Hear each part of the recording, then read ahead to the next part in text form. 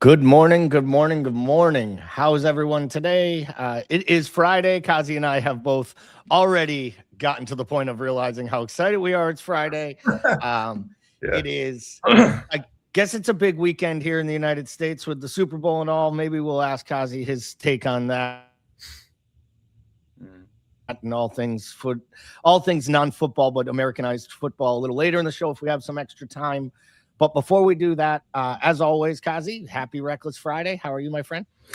Good, mate. Yeah, good. It's Friday. It's nice. It's nice when the Reds win a couple of games. It just feels like a bit of a weight It off. does make a week. It does make a week go by a lot easier when you one don't have any footy matches that might ruin said middle of week, and Yeah. two you're coming off back to back wins and back to back better performances. Mhm. I think the Newcastle one for the last 60 minutes is a really good performance. The first 30 leave a lot to be desired. I think players have said that. The coach said that Mhm. in both his press conference and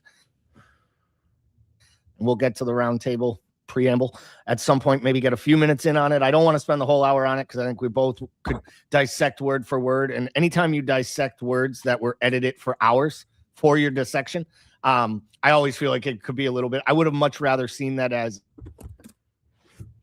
an actual open forum with a live audience, because then you would have got a feel for how they actually interacted and what wasn't edited, what wasn't cut, what eye rolls were dubbed out, all the different cliches that happen in TV editing. And that's how you know nothing gets edited here, because one, we never look good, we never sound smart, and we are never protected by anything we say. That's for damn sure. Yeah. Um, I feel like before it's we that, get that round table fella because I've had a little think on it. I still don't know really what to make of it, Gal, if I'm honest. yeah, And there's probably a few reasons why. Number one, I don't know the context of why it was made or why it was done.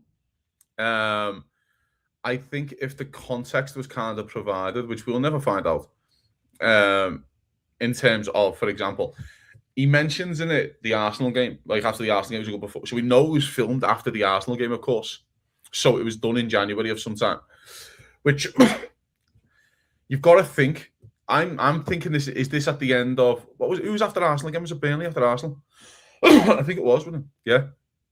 So was it after the Burnley game when I felt like there was a big turnaround with the fans in terms of the. I don't think so much the performance, but definitely the result. I've had a thought in my head for a while that the club clearly are very much on social media. They have people on social media and understand they want to try and get the temperament of the fans. And I think after Burnley, it did turn quite a lot, and especially with the bigger fan channels. I'm not going to name, but they kind of went semi-viral in terms of some of their comments that they were making about players and like this manager and things like that. oh, Now, I know what you're talking. You can say the name, the big local yeah, one yeah, but in there's no where, point in mentioning. I just don't yeah. think you should put people out there without, you know what I mean. I don't think that's fair. No, I agree though. I Yeah. would By the 100% way, agree. at the time, I was agreeing with what I was agreeing with what they were saying as well. They just got the bigger Yep. platform that what most people felt like, and I don't know if it was made on the back of the Burnley. Not, I don't want to say performance, but the Burnley result and the aftermath of the furore around it. Maybe that was the context that was made. I'm not sure. Was it scheduled back in September that they were going to do one in January? I don't know. We don't know. And then the other comment that got me, Gal, which probably the one that stuck out with me more is when the manager said he believes that playing good football is better, more important than winning trophies. I, I don't necessarily agree with that for Liverpool Football Club. Maybe at other clubs, like for example, out of Spurs. No disrespect, but they want good football and they'll hand out any manager who doesn't play good football. I disagree with that at Liverpool. I think trophies are more important than anything. And I know there's newer fans, especially in the States, of course, there's newer fans to the game and things, but I remember watching Rafa Benitez football and Gerard Houllier football, which was not the most entertaining on the eye, but my God, they got trophies. And that's all that matters to me. And they were the greatest memories of my life. So I don't necessarily agree with the manager. I think what the manager was trying to get at, again, this is difficult, Gal, because I do need to feel some kind of sympathy again for the manager a little bit. It's because it is a second language. Like, I'm sure if he was speaking in Dutch, he could kind of, communicate what he's trying to say. And we always need to take that into consideration, by the way. But he's probably saying, well, if I play great football, that will result in trophies. Maybe he's trying to word it like that, but of course it never came out like that. I would agree. And I've read it. When I read it, I really hated it. Really hated it. When I saw the quote that Sir Z created for our site, and I think I shared it, and it has gotten the similar response on our social media channels. I will say, when I heard it, to your point, the language comes through. He kind of pauses a few times. I do think he's saying winning is important. I want to win trophies, but it sounded to me like a plea to the supporters after the Burnley match, that boot in the ground, some of the larger fan channels that were coming out and groups that were coming out with not just anger towards him, because these same folks in November were screaming patience and give this man time. He just won us the league. But now it was ultimately them saying, like, enough's enough because what I'm watching is shit. And if I'm going to go to Anfield and I got to wait in line in 40 minutes in the cold in these queues, at least give me something fun. Make it fun. If we're not going to get results, make it enjoyable. And I also think there's this weird, and I think someone's bringing it up, Scotty maybe here, very ironic that at the moment in time, it does seem the case with boring Arsenal, but the play style versus results used to be leveled at them under Wenger. And I think maybe because so much media attention is being driven towards how poor of a watch Arsenal is, but how impressive it is and where the league's going, I feel like the manager he's a little stuck between two stools. And maybe that's language. Maybe that's him being, well, that I think he's trying to both say the right thing and make sure the supporters know that in a perfect world, this isn't the brand of football he wants them to be watching. Because to your point, this might have been recorded right after or right before the Burnley match. And he was almost getting in front of that. And let's also be fair. If it is when we thought it went, right?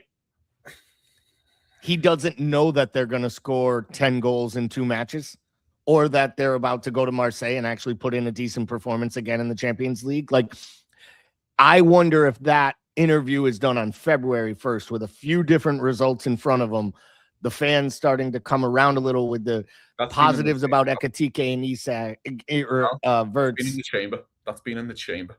I honestly, I think that's been in the chamber for weeks, that interview.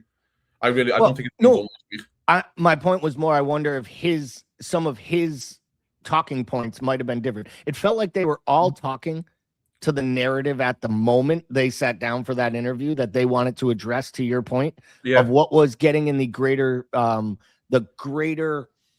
supporters base. And this speaks to, I mean, the captain talked about it, though, the toxicity of social media. He said it in an interview this week, how these players owe the young players, like, to educate them and teach them, because criticism has gotten worse in his playing career, and it's only getting worse because of social media and the voices outside the club. And, so I do think from Hogan to Hughes to Slot, they each had a little bit of their own agenda, and they made sure they got pieces in. Hughes wanted everyone to know he had Slot's back.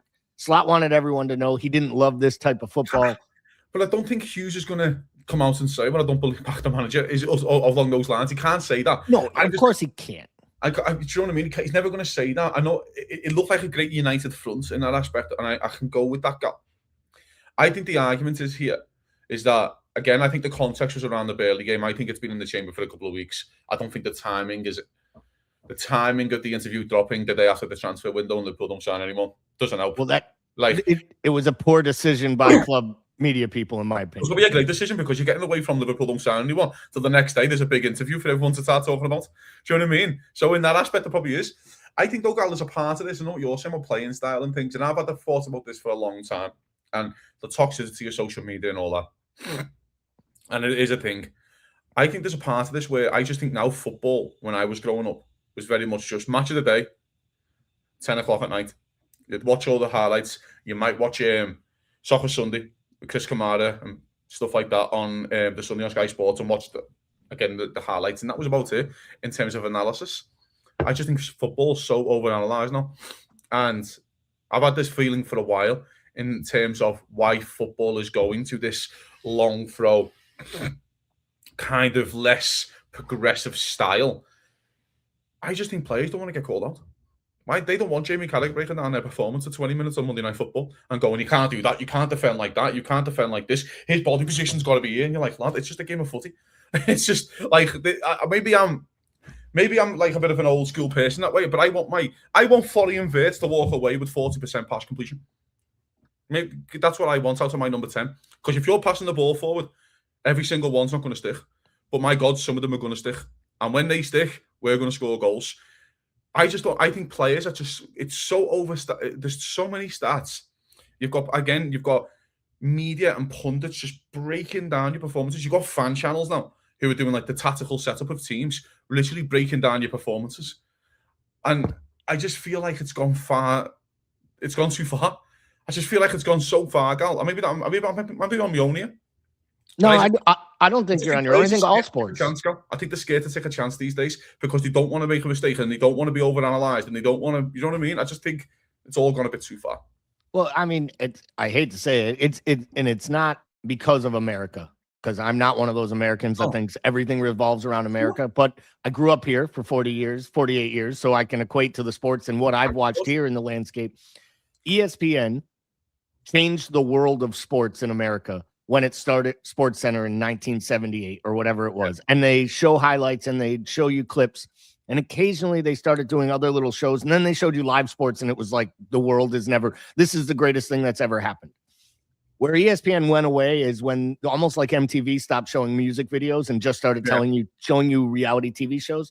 Yeah. ESPN decided it was more important to listen to former players talk about sports than show us sports.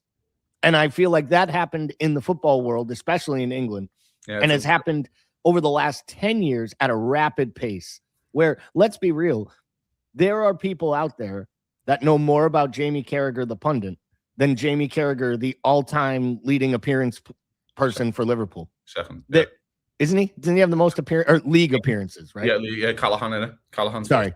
But yeah, Premier League, definitely. But I'm just using that. Gary Neville.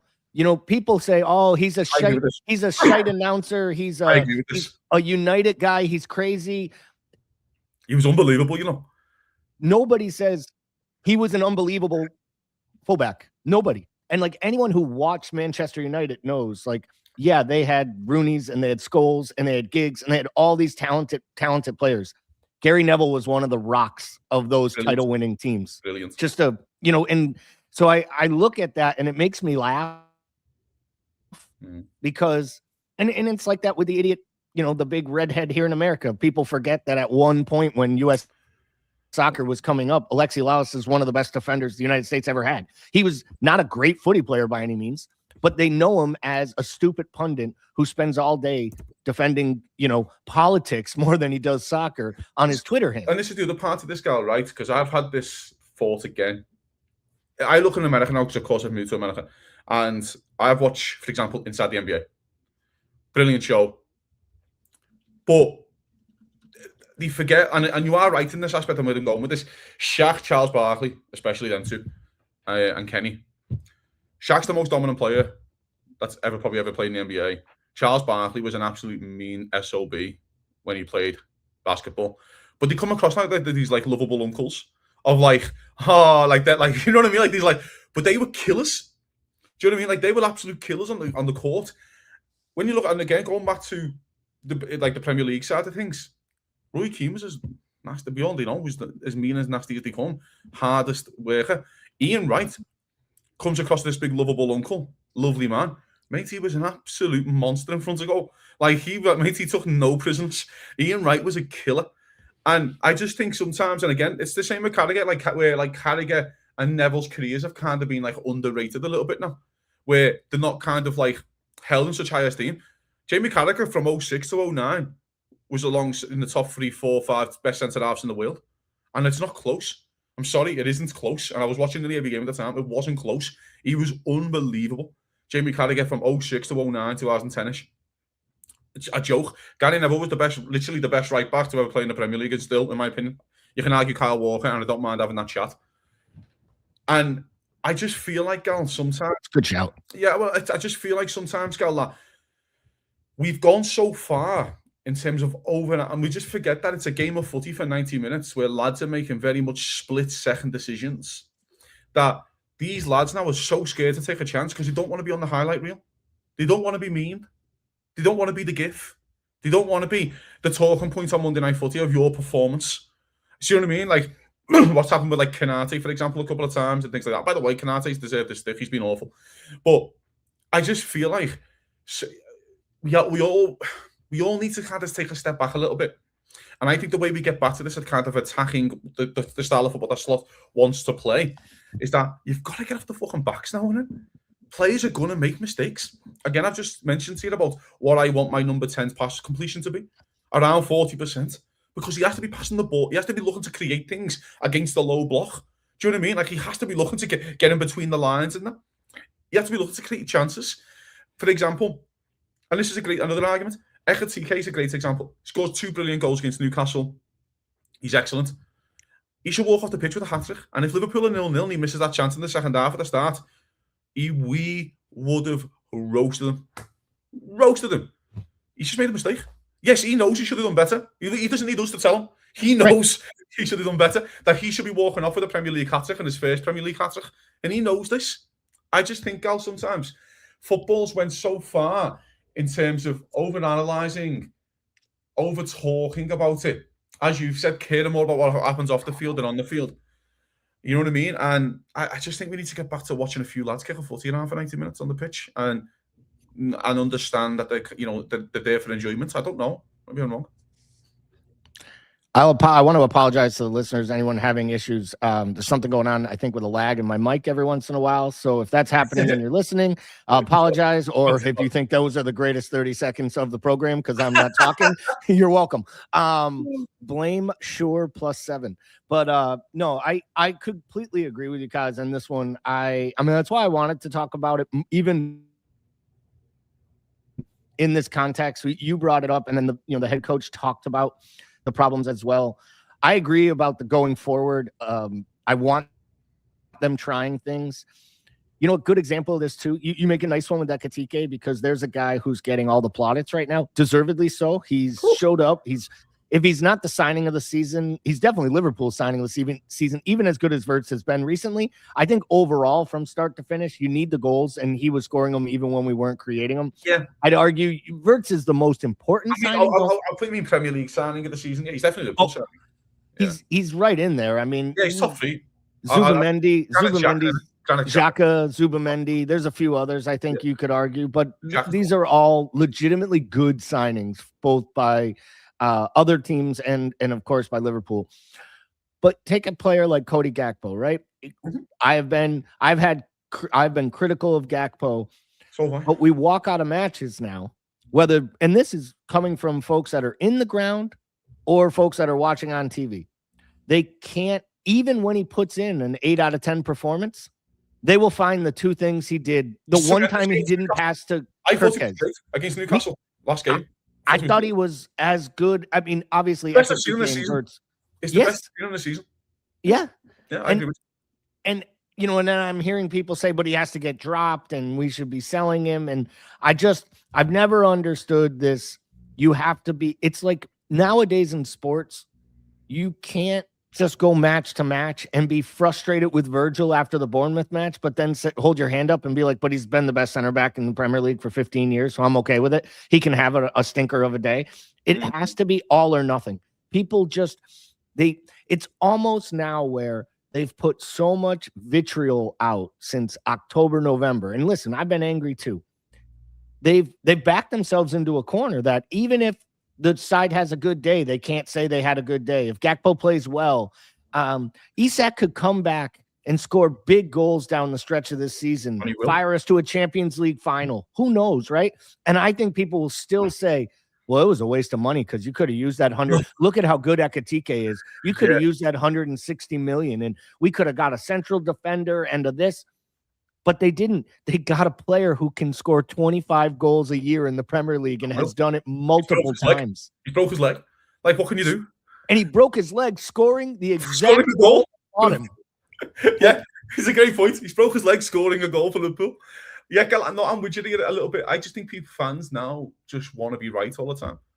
Like, and can't acknowledge that something is different, or someone puts in a great performance. I've always been the case on the manager. You know, I've had my doubts about the manager since he came in, and even when we were playing, well, I had my doubts. But I've always said, I don't care who the manager is, just win games. I don't have to like it. I don't care. Just win 40 matches. So when people go to me, are you slot in or slot out? Is slot in charge for the next Liverpool game? Yes. Then I'm slot in because I want to win the fucking football match. And that's all I care about. Is Liverpool winning 40 matches? The bigger conversation around the manager is, do you believe he's the right man to take us forward for 5 years? And then that's a bigger chat.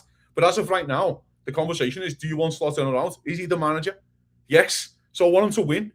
If that means him keeping his job, that's the consequences. If he wins loads of footy matches, and that means that the consequences aren't slot, that's fine. I don't care. If it's, for example, we've all had players that we don't like at Liverpool, that you've never, for example, Cody Gakpo's a great point. If Cody Gakpo goes and scores a win in the Champions League final, do you think I care if that's the consequence of me watching more Cody Gakpo? Absolutely not. So it doesn't matter what our personal thing is. I just think sometimes you just need to realise, like, for example, I said Kirkhouse is an absolute donkey at the start of the season. He's been brilliant the last 5 weeks. He's been excellent, really good, something to build off. So I don't know, I find it crazy that people just can't really get off the high horse. They make a judgment on a player. It's the same people who made a judgment on Curtis Jones 3 years ago. Curtis Jones is levels above 3 years ago. Curtis Jones is unbelievable. But they still talk about loses the ball in key spots, dribbles too much. When he's trying to pass forward. So what do you want him to do? Do you want him to keep passing backwards and not lose the ball? No, he has to get on the ball. He has to pass forward. He has to create chances. That's his job. It's following Vert's argument. And when a guy when Szoboszlai puts his foot on top of the ball and slows it down, he's showing leadership and composure in a tough spot. Or when McAllister does it, he gets criticized. Jones does it, and he's afraid to pass the ball forward. No, he's recycling control at that moment. Sometimes it's a good opportunity. Scotty has a good point here. It brings us a little bit into transfers, which was somewhere I did want to talk with you about because I wasn't on last Friday, obviously, with you. Scotty says, you know, Konate has been awful. Appreciate you saying that. Would you extend him? I would say no, because it's a yes at a very modest raise, but he and his agent won't accept it. He's not elite. Don't trust him. So, Cozzy, I'm going to ask you this question in the two-parter, because I know, like me, you have been saying for a long time, the ability to not only sign new players is key and important, but the management of the squad and the amount of work they have to do, and the amount of players, key players, Salah, Van Dijk, potentially McAllister, that they're going to have to replace Robertson. So knowing that, Konate's form has slightly improved, I would say, since the huge debacle at Leeds. I thought it was atrocious there. He's put in some decent performances. He was great against Newcastle, really and emotionally, you know, hats off to him for just showing up. And I do love the fact that the club did everything right, told him to take as much time as you need. He was not planning to be back until City, but he said, no, they need me after the injuries. And he came back early, and he put in a shift and a performance worthy of his goal. If they were terms that weren't extraordinary, would you be happy with him re-signing from the standpoint that it gives you some stability going into next year, not rushing Leone and Jacquet, which we'll get to in a minute? Or do you feel we got to the last year of the contract, the die is cast, they started planning on him not being there, so let's make that move? I think he's leaving anyway, so that's just my but opinion. I'm asking you if you would sign him. I re-sign him. First of all, it's not to me who picked the wages. I don't know why we always get so obsessed. It's the conversation is either Konate, a great centre half for Liverpool, who can help Liverpool win trophies. I don't know. And the reason I've always been I don't know with sometimes with centre halves at Liverpool, because Liverpool are a very much unicorn football club of centre half, because you're playing alongside Virgil van Dijk. 100%. And I don't, and I've said this for a while, he's a bridesmaid and not a bride. He's the Varane to Ramos. He's the Vidic to Ferdinand. The Konate's the bridesmaid, unfortunately, to Van Dijk. Same with Joe Matip. Joe Matip was a brilliant centre-half alongside Virgil van Dijk. We'd seen games when Matip and Gomez had played with each other in cups, and then they just looked like a bag of rags, and they were everywhere. So, it's the same with Joe Gomez in that aspect. So the question is, do I believe that Konate, and again, my jury's always been out on him, mate. I really think he's always had a mistake. But then, again, I look around the leagues, and I watch the Premier League football matches, and then I watch loads of centre-halves making mistakes. I watch, for example, these two unbelievable centre-halves supposedly in Arsenal, and he just passed the ball to fucking Kuna, like, cost them the game. Oh, Mbeumo. last week and cost him the game. It was kind of a bit of a mess because he really forced one into Zubimendi and bounced off him and all that kind of stuff. So I see loads of defenders making mistakes. I've seen the same Arsenal defenders. I think it was against Wolves when he made a mistake and Hwang got away, but Hwang never had the pace and he went on one-on-one basically. So it's a difficult one. It really is, fella. I'm at the stage, fella, where I just think he needs a fresh start, and I think we need a fresh start with him. I just think he's come with I just think he has a bit of baggage now, where, especially after bases at early on this season, even if he starts to play well towards the end, I just think that fans is just kind of a little bit. If he starts poorly next season, you go, why did you re-sign him? Fucking hell, he was garbage last year, and I think that conversation can kind of come into it. Again, going back to the finances, I don't care how much players want. Maybe that's just myself. I don't care how much they get paid. The club think they are valued at that. That's why the club are paying them. So that's up to them. And by the way, fair play to them. I'm sure Konate hasn't came from a silver spoon family, and he has, family to pay for. And that's why I've got no issue. Gal, I've never had any issue with the Chinese league or the Saudi Arabian league. You have no idea about people's backgrounds. You have no idea about some, you know what I mean? And we have no idea about the upbringing and how many people their wage has to survive for the whole family. Do you know what I mean? That's why I was made up for Fabinho, Firmino going there. They're from Brazil, fella. I'm assuming they're probably from some kind of crazy favela country, and they're getting offered crazy money to go there and go and play a bit of footy. And they've got families to look after. Oscar's a great example. When Oscar left in his mid-20s to go to the Chinese league from Chelsea, you don't know his background, we don't know his history. So I just think with Konate, there's something that tells me, and I've said it to you before, and I've said it privately, and it still sticks in my head. Marquinhos is getting old, at PSG. Yeah, PSG makes the most sense, and I almost feel like I heard some people say, no one was rooting for the tragedy, obviously, but when events like losing your father, or it makes you realize, one, the good things in your life you have, how you're treated by your employers, your teammates, what you miss about it, and that might lead him to be more connected to the club. I think it may lead to a special moment in his heart for the club and how they handled the situation. But it also leads to a young man thinking to himself, I just spent the last 5 years of my life away from my family. I know Paris to Liverpool isn't the biggest trip, but he could go home at this point and potentially captain the club that he grew up in the shadow of. I mean, he's from Paris. He's not just French. To me, this might have been the moment that solidified his move back to Paris. And so Liverpool did make a move. They went to the French league. They acquired a young center back, Jeremy Jacquet. Obviously, it was a big deal from the standpoint they put up a lot of money. There were a lot of big clubs in for him. Ultimately, he picks Liverpool. Supposedly, Konate, Ekitike, they had a big impact on his decision. He actually said as much, which is rare for players to tell you why they went somewhere, but he is 20, so he's not media trained yet. See Hugo Ekitike's social media page. See Milos Kerkas's owl fella in the summer. Yeah, when he told everyone I'm going to Liverpool before he signed. The Hungarian overlap. Just saying he's going to Liverpool, I don't care what's happening. Fuck. I love when his dad said we'd follow Richard Hughes to India. I was like, what? When did Richard Hughes become the Messiah? Wild. But it is wild what these young kids will say. What kids will say? Sounds like a TV program someone should put out. But how big of a deal do you see this signing? Obviously, it's one for the future, but also one for next season. I'm happy they got a player boxed off before the summer starts. I am happy about that. But obviously, and we will get to the not getting the Gertruder deal across the line or getting another deal across the line in January. But we've both said they have to be doing business for the now, but they have to take care of the squad. Center back was a definite need. They identified this player as a top talent. But again, to your point, very little experience in top flight football, has good pedigree at youth levels in France. And obviously France has put out some good center backs.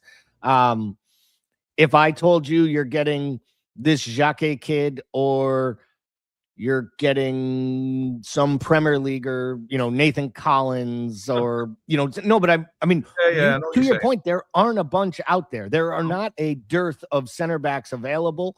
I don't think you're getting Bastoni out of Inter at this point.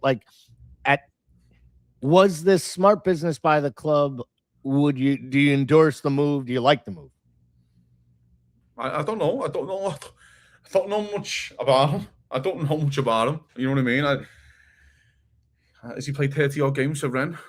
Something like that. He had a loan spell that was good, but Is that how much 60 million is there these days, Gal? Get you 30 games at Rennes for 60 million? Is that how much it is? I think this is the problem of the world that we're in. I mean, I really do. I think Virgil van Dijk moving from Southampton in today's market would be 135 million for a center back. I do. Wild. The game's crazy. I like the signing because of potentially the future, of course, but I just think Liverpool, and he could be the world's best player, and I could look like an idiot in 6 months. But I just think, well, that's how footy does. Footy makes lies out of you all the time. Yeah. But I just think Liverpool need a lot more experience to play centre half. For Liverpool is extremely difficult, and the pressure is really on. And that's why I was never into the Leone signing at 19 to come in and be the third choice or whatever it was going to be. And I was never into 19 and 20-year-olds. If you're asking me, do I believe the kid could be, again, a great player? I have no idea, Gal. We can watch all the YouTube compilations that you want, but anyone will be lying to you in this chat if they watch more than 5 games of Rennes.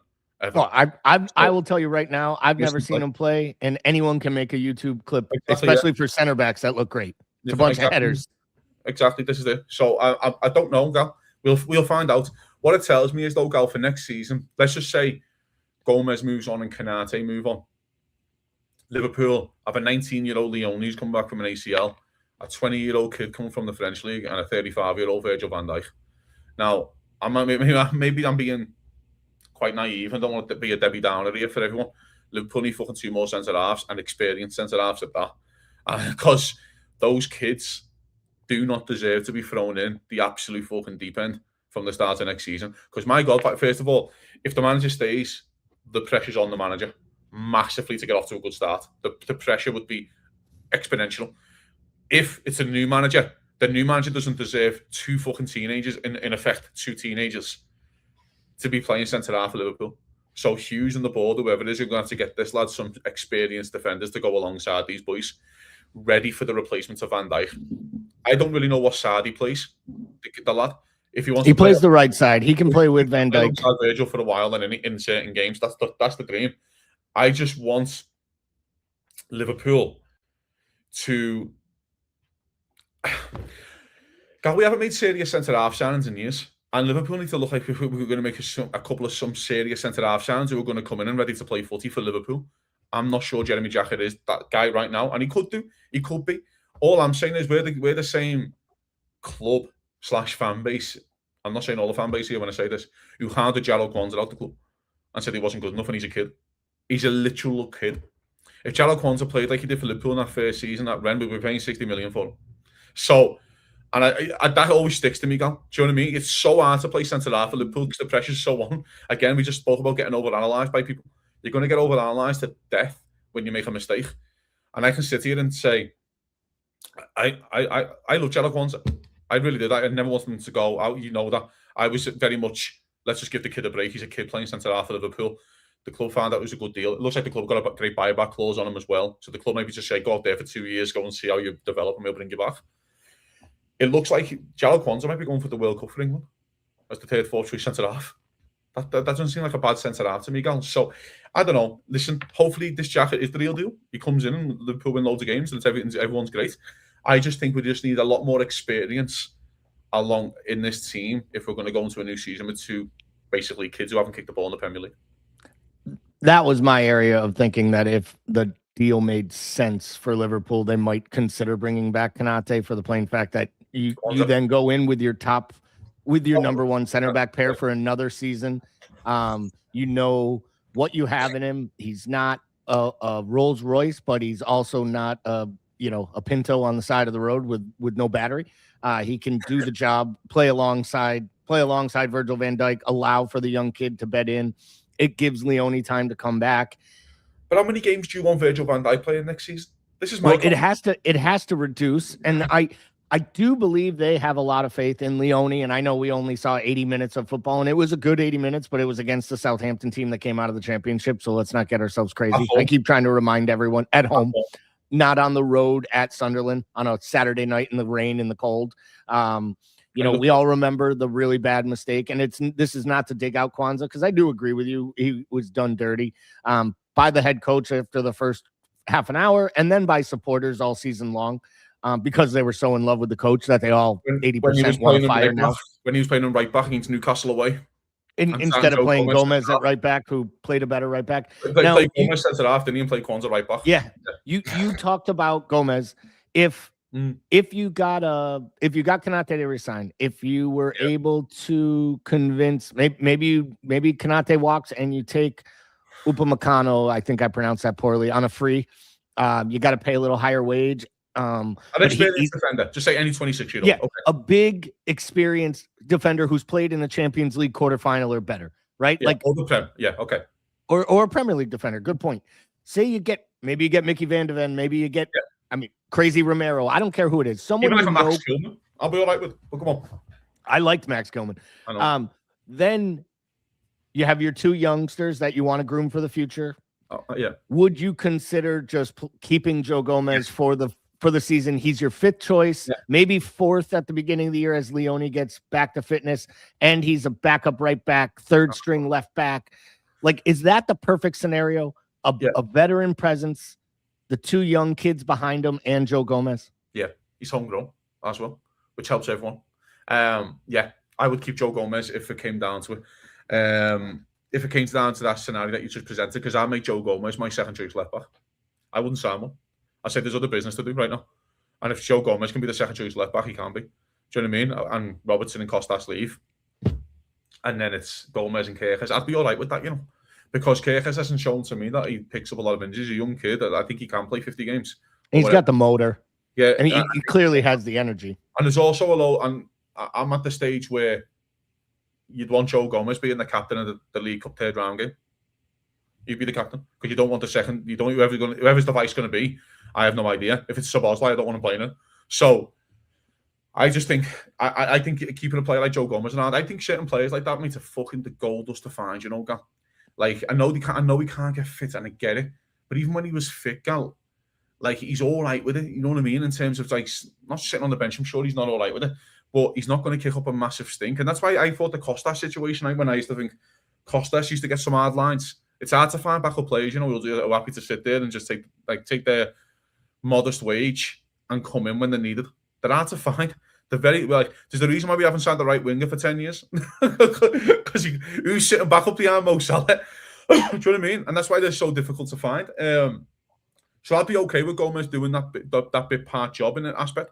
I also think there's a part of this guy where if Leone isn't ready for the start of the season, there's zero rush back for that kid. He has 15 years, hopefully, playing for Liverpool at the top level, winning loads of trophies. He has zero rush back. But if you walk into a season, Gal, with Van Dijk, who's 35, Konate, who can be Konate at times, we also know he hasn't had his injury yet, which is his best season yet because he hasn't had his injury. Jeremy Jackett, who's barely kicked the foot, well, he hasn't kicked the footy in the Premier. We have no idea. He barely kicked the football in professional football, in my opinion. And then Leone, with no Gomez, I'd be extremely worried because of the Konate situation in terms of what you can get. We've all argued at the start of the season he couldn't rotate Konate because he couldn't trust Gomez. Well, he might not be able to trust Jackett to do the job. Right. He's a kid. He might not be able to trust Leone to do the job. Do you know why? Because he's a kid and he's come back from a serious injury. So I think, but if Gomez is there, Gal, I think he can trust Jackett a bit more to go, well, because Gomez is there, the safety's there. Do you know what I mean? Like, I've kind of like that fifth choice centre half, which Liverpool haven't had in a while. Do you know what I mean? Like, Liverpool haven't had, and we already know, again, Liverpool, I keep saying this, Gal, and no, people will eventually get it, have to make a massive decision at right back. That is a huge decision this summer. What is your Conor Bradley situation? And I don't mean like in terms of yourself, the club needs to ask it, because Conor Bradley hasn't been fit in his whole Liverpool career. I think I hate to say it, and it's gonna just, you know, stoke the wind into your sails, is after watching Frimpong can do a job. He's a good player. He's tidy. He's got pace. He's a wing back, and he likes to go forward. Whether they play with a back three at some point in the future or get a manager who likes it, maybe that's why they're buying every single under 20 center back in the world, is they see themselves 2 years from now when they hit highest of highs with, you know, some form of a back three and flying wing backs giving you the width, and Isak and Ekatike together with Verts behind, and midfielders that can play in a two, which basically means you probably have to go buy another one to go with Gravenberch. But when we start talking about the iterations of this side, I almost see if Mo Salah does leave in the summer, one of the answers to replace Mo Salah on the right is going to be Jeremy Frimpong, which to me, with Bradley's history, means we have to buy a starting right back. Like, we didn't believe right back was a position of need. I think you're right. I think it is a massive decision. I think they have to buy a starting quality right back, and that's not a 22-year-old kid. Because, and as we talked about earlier, when we're talking Gary Neville's and Kyle Walker's, and obviously the Rat in Madrid as probably the best 3 right backs of the Premier League era. They don't grow on trees, and they sure as hell don't grow on trees in England. So, there isn't one coming up at the club either. And that's another thing. I quite like Liverpool. Told me out of Newcastle if he ever gets fucking fit. Fit. But I'm a big. He's a good. That's a good shout. He was a good player at Chelsea too. My argument is here though, right? I just think there's so many holes at the club that Joe Gomez isn't a big problem. That's all. I agree. I think there's so much way to do in the summer. You just go to Joe. You see your contract out. Please do us a favor. You're going to probably play 15, 20 games if you're fucking fit, right? Let's just all go with that. I think the midfield needs a massive rebuild. People won't like to have that conversation, but I'm desperate for a rebuild, which people think it's kind of ready set. First of all, I don't think we have enough numbers, and then number 2, I think there's massive conversations to have around McAllister and what you're doing. I actually think there's bigger conversations to have around Gravenberch as well, because before people go all crazy here about not re-signing Gravenberch, yes, I will give Gravenberch a contract. By the way, he's been poor for 12 months. Right, he's been poor for at least 6 to 8 months. He's been poor at least. He was great against Newcastle, excellent. His best game in ages, Gravenberch's. Now, the reason why I'm saying that is Gravenberch's next contract, because he's at that age, is probably going to be his biggest. That's his biggest. That's his 200 grand a week contract, 250 grand a week because of his age gone. So the argument is, do Liverpool want to pay Ryan Gravenberch 250 grand a week? Because that's the one he'll go and get on a free at any other club. That's what he's going to get. So Liverpool have to make that chat. Then they have to make the McAllister conversation. Then you've got Curtis Jones with 18 months left. Szoboszlai with 2 years. Szoboszlai with 2 years. Liverpool, again, and I keep saying this, Gal, no one seems to fucking clarify what's going on in the summer in their heads, that the World Cup is on. So all these players have gone with their countries that you want to sign. And then those agents go, we just want to speak to anyone until after the World Cup. But after the World Cup, the Premier League kicks off in 4 weeks. And then you come in, I know what's going to happen, and you're going to say, Cozzy, you were right in the winter. Cozzy, you were right, because then Liverpool are going to sign a few players after the World Cup. The Premier League starts, and you're going to go, Liverpool are losing games. Oh, they need time. They don't need time to bet. I've had enough of time to bet in. I've had enough. Go and get. That's why I was pissed off that Liverpool didn't do just 2 major signings now, overpay slightly, and go, can we just get them 2 in to get them ready? Right, that they're in, they're done. Jeremy Jackett's 1, great, done. What's part of your business done? Liverpool still need 7 players, 6 players in the summer. And I don't know if you can see this, Gal, but I just feel like we're going to get into the 4 weeks of the Premier League. The Premier League's going to kick off. We're going to have new boys in the door. Then they'll go, fucking at least started shit. Like Kirkes, for example, is a great argument. It took him 6 months to get going. It took Kirkes 6 months to get going. I mean, let's be honest. It took Wirtz 4 months, and he's a world-class player. It took Wirtz. You could even argue it took a TK 6 to 8 games to get going. Well, and at least it could play 70 minutes. Do you know what I'm saying? Yeah, to play longer than 70. It took him 5 months to play longer than 70 minutes. I don't want to go into the stage of next season with excuses already lined up. Well, they just signed at the World Cup. They've only been in 2 weeks. You knew the World Cup was happening. It hasn't just been put on your toes. It hasn't just, you haven't woke up one day on, you haven't woke up in April going, fuck me, they just scheduled the World Cup in 2 months. That hasn't happened. It was there. We all know it was there. So I think there's got to be a lot of business to be done, Gal, and I just don't feel like Liverpool are kind of grasping this moment of doing business. And if that's, by the way, if that's re-signing contracts, do them now. Don't let them go away and have an unbelievable World Cup, and then you've got the pressure. Let's just say McAllister goes out and wins the World Cup again with Messi in the USA. Let's just say it happens and he's the best player. Do you really want to have that conversation of a 65, 70 million pound bid for Real Madrid? No, because that's exactly what happened to Enzo Fernandez. He had a great World Cup, and then Real Madrid paid, Chelsea paid over the moon to make sure he didn't end up at Real Madrid. Szoboszlai, I know he's not going to the World Cup, which is great for us, by the way, because that he's not going. But you've got like a Gravenberch, for example, who can go away with Holland. He's got 2 years left in the deal. He could be the best midfielder in the World Cup. And then before you know, you got an 80 million pound bid from Real Madrid. Don't even have the conversation. Re-sign him now for 5 years before he goes to the World Cup and be unbelievable. And then the conversation's not there. You don't give yourself that pressure. It's the reason I hope that Thomas Tuchel makes the mistake of not taking Adam Morton to the World Cup. I know. Because I don't want the world to see Adam Morton actually play with better players. I want them to keep seeing him play with Will Hughes. Don't take Curtis Jones. Don't take him, because I know, because again, it's Curtis Jones, that player, which other clubs like foreign clubs would appreciate him so much more. They would appreciate Curtis Jones so much more than we do in England. Curtis Jones, and if he goes there and takes 20 minutes here and there, you are right that other clubs are going to look and go, he's got 18 months left. We'll go and tease him with a 50 million. Don't let it happen. Just secure them now and go, our midfielders, all the players have got 2 years left. I've got 5 now. I'll see you later. Go to the World Cup. It's actually a good show, Cozzy. We're gonna move into the off transfers and move into the city after this comment. But where I do agree with you is seasons are broken into chunks of time with different goals. Yeah. And there should have been a goal to strengthen the squad in January and prepare the squad for next season through that window where you're allowed to sign players. They didn't do it.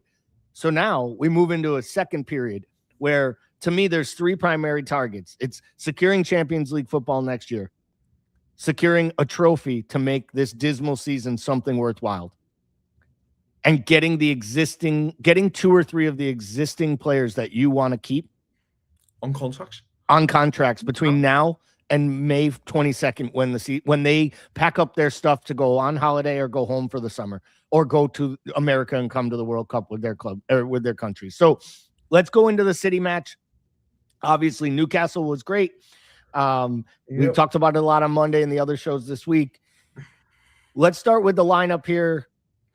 Gotta imagine it's the exact same thing that we saw versus.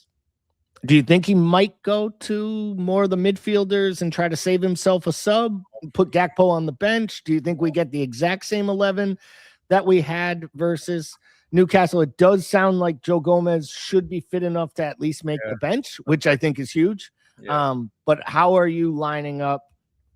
Are you making a change? Do you bring in Jones? Do you drop Gakpo? What are your thoughts? And what other options does he have? I think he's the only one. Is Jones for McAllister? I think he might do. I didn't think McAllister was great, Fucking hell. But I thought Gravenberch was great.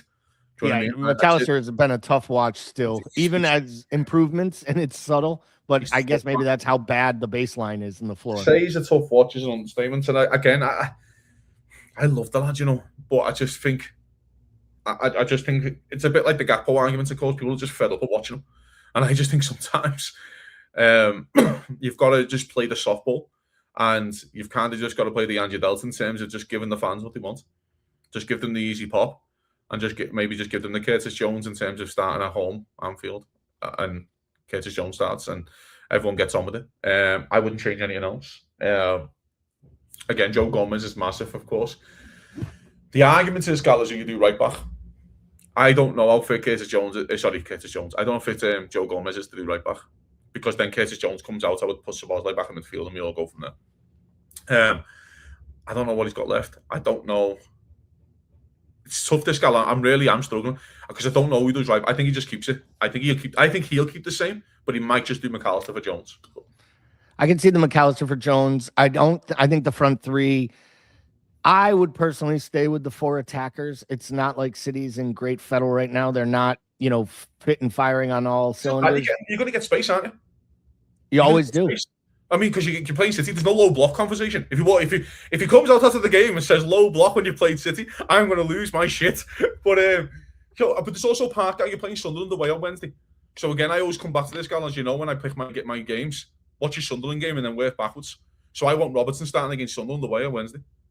Yeah, I would agree with that. I'd get Robertson starting away on Sunday. I think if you ask me who I would prefer McAllister to play against, it probably might be Sunderland if he's going to play. If he's going to start one of the 2.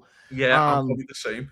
They get a little bit more compact in the midfield. Obviously, he has to deal with the destroyer and Xhaka and. I wouldn't mind Gomez doing right back for Sunderland and then getting Szoboszlai back in midfield because you're away from home and using his energy. This is where I was going, and maybe that's where you even think about dropping Gakpo and giving him a little rest, and you can move Wirtz out. And I think the Brighton at home game's massive for him. I think the Brighton at home game's massive in the FA Cup on the Saturday after. So something to rest somewhere. I think that's the thing. This is the last time for 4 weeks they have to play 3 games in a week. Oh, it's wild, isn't it? So I feel like they have to find, but I really do believe like you need. Saying 3 points is mandatory at home against City is kind of an unfair thing because we've seen what City can do. But I think in the form that City's in, even though they played well against Newcastle with a very rotated team, but so was Newcastle. Yeah, so did we. And Newcastle has struggled playing away from home as well. I do like Liverpool in this matchup. I feel like this. Yeah. I feel like this is the first of the matches that kick them to find out, have we started to, and I hate the turn a corner. I'm not using it clicked. There's no corner. There's no corner. Well, we created the corner by literally walking around the other corner. We're building a corner, and it's the biggest corner of all time. I've never seen a corner so big. Yeah, we gave up 7 of them in 6 minutes against Newcastle, so we're not defending them either. Yeah. So prediction-wise, I think Liverpool win, yeah. Yeah, where are you? What I guess if I said to you, obviously the easy answer is, the big Norwegian is the biggest thing you got to worry about. What I have seen, and is that Semenyo has changed a bit of their attack. He's almost playing like a second striker and not a pacey winger. I think Pep was absolutely floored at how good Semenyo. I think he brought him in thinking he was like another winger. I don't think he thought he was bringing him in and saying, holy Christ, we got a young Raheem Sterling who's about to take his game to a new level with better coaching and better players around him. Because remember when Sterling got all the shit from all of us Liverpool supporters, but then put in 3 or 4 of like the best winger seasons in a row at City and never got any credit for it because he was playing with Aguero. I mean, the numbers he put up from a wide position. Yeah. I feel like Pep is licking his lips going, wow. Like, this is what I want. This is what I wanted in Doku. This is what I wanted in, by getting Semenyo. Yeah, and listen, he's changed the game for them, and that's what sometimes January signings can do. He's probably made them one of the favourites of the Champions League. He's probably made, I think the EFL Cup final is a super interesting game, and I don't think I've ever been excited to watch a League Cup final more than this one, apart from Liverpool's, because I just think if Arsenal don't win that game and City beat them, I'm banging to see what Arsenal do for the rest of the season. I just think it's probably the worst thing that Arsenal could play. They'd rather play anyone else but City, because if City do beat you, mentally going into the running, what that can do in April and May. Yeah. You know what I mean? And I think City at the stage where just stay 6 points off them and we'll beat you at our ground and we'll see what happens when you're 3 points away. And we'll see what happens and see if we can reel you. But that's what Semenyo's done. He's been brilliant. I think going back to the argument, what you've just said, 3 points is not mandatory, no, against City at home. And I would agree with that. But you've made them near enough mandatory by your performances in other games. Yeah. So no question. If you go out and beat Burnley at home and beat Leeds at home and things like that, then we can kind of afford you taking a draw against City and going, okay, it's one of those seasons. A draw against City is always that kind of way. So it's actually getting to the stage, Gal, we can't afford any more drop points. It doesn't matter who shows up. It doesn't matter if the Harlem Globetrotters show up. It doesn't matter if the fucking monsters from Space Jam show up. You've got to beat them. It is what it is. Do you know what I mean? Like, you played the hand that you're dealt, lads. And you've dealt this hand yourselves by being so shite and losing 9 and 12. Liverpool have to get in the top 5. They have to get. This is building the corner. This is they don't need to turn a corner because they're no good. They need to turn a corner because they went backwards so much they ended up 3 blocks away. Yeah, like they are on the outside looking in at a time when I'm not as worried on Chelsea's side because I do think Chelsea has a lot to play in front of them as well. FA Cup, Champions League. I still think we have an all in all a better side. I think, though I don't hate the manager as much as some people do. After whether you rate him or not, they've got some results, haven't they? They have gotten results, but Ryan says I think 2-2. Holland has never had a good game. He's never scored at Anfield, has he? He's never scored. He's never scored at Anfield for City. He did score in that mad game for Salzburg. When him and Minamino went off. And then we signed the wrong guy. And Hwang as well. I would have took Hwang over Minamino. But there we are. We took the wrong one. I'm with you there. I just think Liverpool, and as you just said, the corner argument is a great point. I just think if Liverpool want to be a serious football team and want to be a threat towards the end of the season, if you go out and beat City, win 3 on the bounce, let's just say you score 3 goals, you've scored 13 goals in 3 games. So we can actually say you might not have turned the corner in terms of complete performances, or can't be scoring goals, and that helps. It helps win footy matches, lads. When you score goals, it really helps. And you're also winning big matches at Anfield, Newcastle, Exactly. Even the Champions League one, that guaranteed third place finish against Karabag with a good performance. Fans have walked out, mate. You've seen 6 goals. You've had a laugh. You've all had a good time with it. I just think, and then again, you can go to Sunderland. I'm not saying you can take a draw against Sunderland, because I actually don't think. I think Sunderland have started to falter ever so. They have. So, and I think the games are starting to catch up with them. But I think you can go to Sunderland, and again, if you win, great. But I want to be a threat, Gal, in the 2 major competitions that we have, which is the FA Cup and the Champions League, and I want to be a threat. And I think I want to be the one when you're in the pot, when you go, I don't want to go to Anfield. And that's what it should be. The way that you make that, Gal, is you play City at home and win. And you beat them well. And you put 2-3 goals past them. You beat Karabag 6-0. You put fucking Newcastle 4-1, and it should have been 5 or 6-1, in my opinion. So I just think they're how you create Anfield to be the fortress again. And not when teams like Leeds are coming there going, we can get some. And Burnley coming here going, we can get some. You want to come here, you want the champion, whoever we play in the Champions League, if it's Madrid or Juventus, to come here and march and go, we're getting fucking nothing, lads, we best beat them at home. Do you know what I mean? Because we're going to go there. And with the last thing that makes the first leg on the way so much easier to play, because they're playing, like, if Juventus feels they have to score 2, you have a really good chance of getting 2 yourself. Or at least scoring. And if you lose the game 2-1, you'll have to take it. You'll have shake on it and go, they were unbelievable that night, Liverpool were fine, we got a goal, let's go out and whack them at Anfield. And that's what it should be. And that's what Anfield should be. Do you know what I mean? And again, that's why I'm so annoyed about this season, Gal. Because if you're not going to challenge for the league, just be secure in the top 4, then you could have rested players for the Champions League. Do you know what I mean? But like Liverpool now have played into the way into their own hands, where every game matters. And every game, because you've got to qualify for the top 5. How much do you do it? I'm less worried about United than Chelsea. I think Chelsea are better than United. I think United right now, and I know everyone's kind of raving about them, I've got no issue. I think they are not as good as what they think they are. The only thing with United, I think they're playing a game a week. That's the key. It helps. But you 2-0 up at home to Fulham. Right, and you almost lose. You'd almost lose. It's a worldie, and by the way, it's a worldie by Sesko. It's an absolutely fucking worldie to goal. So I just think there's a part of this, Gal, where I've looked at the games myself a little bit. I look at the Arsenal game, they've gone away to Arsenal and won, it's brilliant. They've scored 2 wonder goals and a mistake from Arsenal. Right, that's what's happened with the goals. This is what, again, that's how I evaluate football. I don't just look at the winners, go, how have they scored the goals? They're not ripping everyone apart, are they? Do you know what I mean? They're not taking it, like, ripping them to shreds. The only match I'd say they looked actually a much improved side was the one against City at home, but they could have done that under Amorim because it's a rivalry in the city. They always seem to play them tough. 4 days later, City go to Bodo Glimt and get battered. So we don't know so we have no idea what City are. And they blew a 2-0 lead to Spurs on the road to a Spurs team with an entire injured 11. You literally hate the manager and hate the stadium and can't win at all. So I just think sometimes I think United are more gettable. That's all. I just think they're more gettable, and I think the game at Old Trafford in the season could be, of course, key. But I think we all feel that. I think we still got to play Chelsea at Anfield, which is massive. Yeah, we beat the Bridge. We lost in the last minute, which would be massive again. I just think we are playing those 2 sides. We have to go to Villa Park.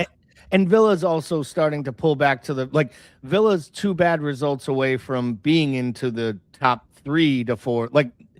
I think Villa has a better chance of getting dragged into the race for 4th and 5th than they do staying with City for 2nd. I think if Liverpool beat City this weekend and Arsenal win, and it's 9 points, I think you might start to see a little bit of a fall off from City.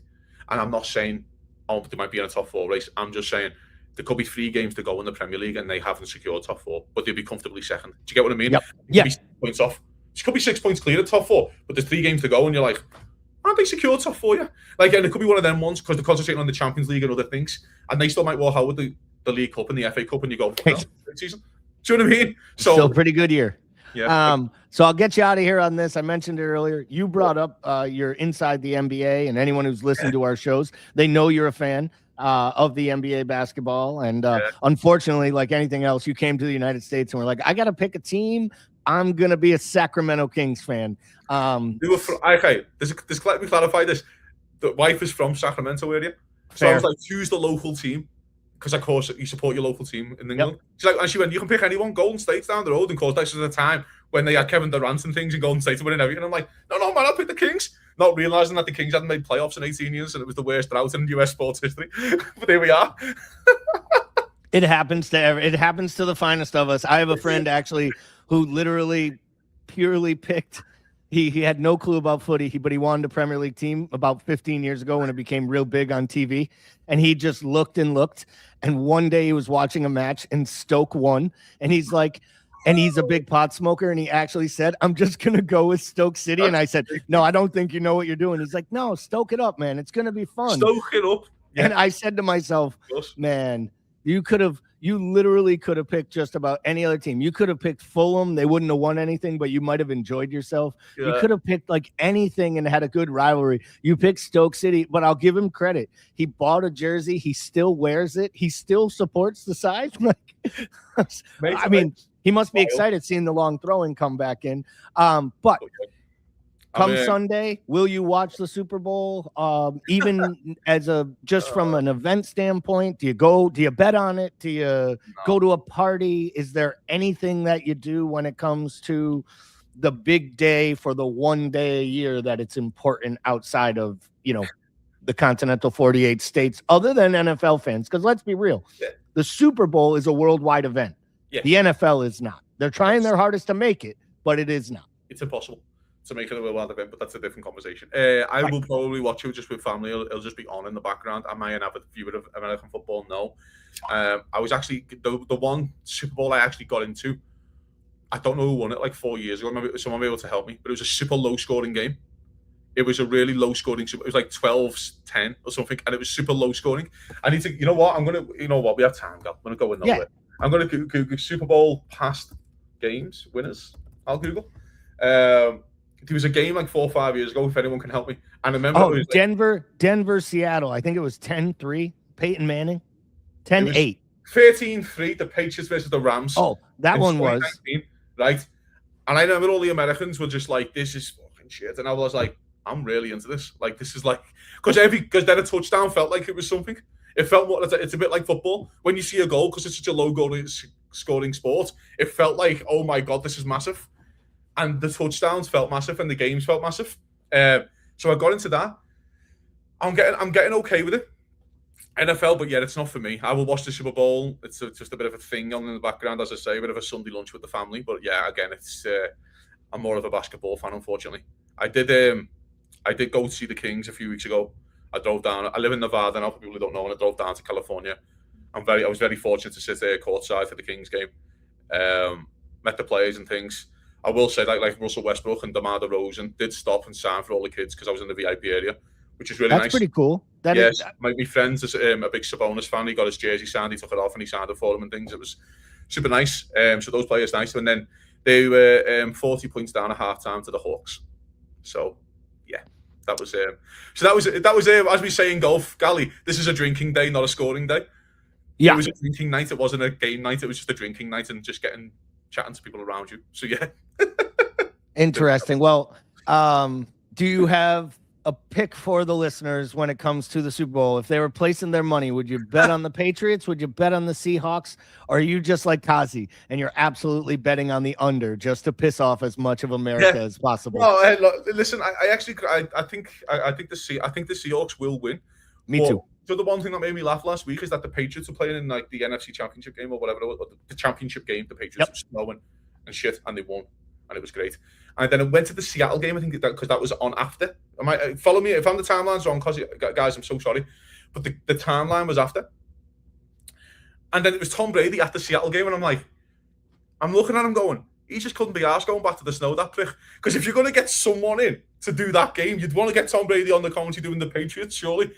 And even I was like, he's always sitting in Seattle going, I ain't going from LA. I'll go to Seattle, but I ain't going all the way back to New England. Yeah, he's a fair point. The reason why I think I'm into that is just because it's end to end. You know what I mean? There's no Arsenal, basically, in the NBA. Well, the truth of the matter is, what makes the NBA great, and I know we're off topic, we're over time, but what makes the NBA... It is Reckless Friday. There are no rules on a Reckless Friday. What makes the NBA great are the personality of the players, and it's the one sport in America where we get to know the players. Like in hockey, they're known. They're in hockey in the playoffs. Everyone loves the intensity of playoff hockey. It's known for the beards. You don't know who the players are. They lose their teeth, and we all love their warriors on ice. And it's regionally pocket based. In the NFL, they wear helmets, and it's really about the head coach. The head coach is the biggest personality, you know, or the quarterback, right? And there's 53 of them. But in the NBA, we see them on social media. They date pop stars. They're the closest thing to the equivalent of the stardom of a footy player is in like England. They date the models. They date the big movie stars. They really are huge. And baseball is baseball. Yeah. It's old. It's staunch. It's been around forever. It's a slower game. It takes long. Yeah, it's a fair. But I think with the NBA, I think why it's so much more, and I agree with everything you just said. I think it's more attachable because it's easier to watch. It's easier to follow as a fan. You can't go to an, if you've never been to an NFL game. For people who don't know, me and the boys, a few of my boys flew from England. I don't know if you know the story, guy. I was living in California at the time, and they bought tickets to go and watch the 49ers. And it was the year the 49ers. It was like 10 years ago or something. And it was the year the 49ers got to the Super Bowl. So they were a good team. They lost. But it was the year that they got to the Super Bowl. And we went to see a game, and we walked out after 6 minutes because we had no idea what was going on. We paid like $300 to tickets. Like, we're not going to pay fucking $15 a beer. Fuck, this is a bar around the corner. And we just left, and the guy was like, where you going? We were like, yeah, this game isn't for us. This sport's not for us. Like, we don't know what's going on. My dad, when I was a kid, I always wanted to go to NFL games, and he's like, it's overrated, it's overrated. And I was like, just bring it. And I'm a Giants fan. He was like, we got to go all the way to New York, which is really New Jersey. And I was like, I don't give a shit. I just want to go to a game, I'd been to Fenway. I'd been to the old Boston Garden. I'd seen my teams. I wanted to see the Giants. My dad was like, you're not going to like it, Christopher. And I was a huge NFL fan at the time. We get there. We sit in our seat. A bunch of old dudes stand up in front of me. I can barely see. We got terrible nosebleed seats because that's all my old man could afford. Cool. And I'm like, when do they show a replay? When does the announcer tell us what down it is? What's happening? And he's like, and the first thing my dad said is, I told you, Christopher, this game was designed to watch on television. Where NBA, I think, is easier to follow because it's just an in-person. It's end to end. You know what the score is. It's there. And that's why I think it's a lot more. But first of all, it's also quicker. You're in and out in an hour and a half. And I think that's why that's why it's a lot more of a watched. It's easier to go to and follow along if you've never been to the sport. So the reason why, again, my first ever game, when I came to America, I wanted to watch a basketball match. And I remember the Kings were playing the Bulls. I was very disappointed that Bugs Bunny never came out, but there we are. And then I remember I was like, and I went to the old Sleep Train Arena, which now I kind of understand how blessed it was because that was the last season at the Sleep Train before they went to the other one. And yeah, man, I just felt like it was a lot more of an easier watch. Do you know what I mean? But I did go. I went for work last year. I went to a White Sox game, and I loved baseball in person. So baseball in person on a random time, like Bickler and I went out to visit Timuchin for Labor Day a couple years ago, and we went to watch the United match. And while we were there, Bickler, myself, my wife, and his girlfriend, we went to the Cubs game, and we sat out, in the bleachers, having beers, laughing. Neither of us cared. It was Pittsburgh versus the Chicago Cubs. We didn't have a dog in the fight. We enjoyed every minute of it, and I love it. Going to new baseball stadiums, seeing baseball live, the weather's warm, girls look good, everybody's drinking beers. I went to the White Sox, and the beer was like $7. And I was like, so it was reasonable prices in terms of a sporting event. Yep. But like chicken strips and fries are like $15. And because I'm a really big cricket fan as well, which doesn't really help Americans at all. But so it was like close to that kind of like style where it's a slow burner. The White Sox lost, of course, because they lose every week. But I mean, we sat at really good seats, and I got right into the game. I was like, this is sick. Like, I'm really into the game. So I thought baseball as well is another sport where if you go in person, it's actually a lot more enjoyable. I'm a bit like you. People were just talking around each other, having a drink, and it was like a really good atmosphere. So you go to baseball with the right group of people sitting in the right crowd. I mean, I've been to some big games. I actually was lucky enough to go to Game 6 of the World Series when the Red Sox won at home. Wow. Yeah, it was pretty special. The case of the Bambino be broken. Is that what you're telling me? I wasn't there. I was there. I actually saw Game 3 where they got absolutely slaughtered against the Yankees. Yeah. when they went down 3-0 in the series, that they came back and won the miraculous 4 in a row. I was at the loss. And then was like, I walked out of the game, and I remember saying to my buddies, I'm not watching tomorrow. Even if they win tomorrow, these bums, they've done it again. They ruined me. 5 minutes before the game starts, I got my Red Sox hat on. I'm getting ready to get drunk in the pub. And then they went on the miraculous run to win it. But this was when they played the Cardinals, the third series, 2013. I was lucky enough, working at a sales job, won a ticket, brought my buddy. We didn't have great seats by any means, but we were in the building. And it's the first time the Red Sox have won a World Series in Boston since 1916 or 17, 18, something like that. Yeah, it was pretty cool. It was a big moment. I honestly believe it's by far the biggest sporting event I've ever been to. But I can honestly say, and this is a good way to bring it back to our footy, the day I met you, the final day of the season in 22, when they almost won the league, when Villa was up 2-0 and we were tied 1-1 with Wolves, the atmosphere inside Anfield was more feverish, more fervent, there was more energy. It was louder. It was crazier. And we weren't even in the position to be slotted as champions yet at that moment. But the energy when Villa scores the second goal is the loudest I've ever heard a sporting event. And they weren't even there. It was the craziest thing. That's why anytime I tell people, if you can get to Anfield, my wife and I are thinking about going in March or April. She still's never been. You're going? Oh, we might have to work this out, brother. We're thinking about like a 10-day window, maybe even try to do 2, a league match and a Champions League match. Just you know, so you and Kels can restart the love affair on another continent. But yeah, it was special. It was amazing. It was a great time. So for everyone that listened, for all those in the chat that stayed for the extra 10 minutes of American sports talk, we appreciate you as always. Let your Friday be reckless. Let the Reds win. Just get 3 points. Do the good thing. Indeed. Goodbye. See you next.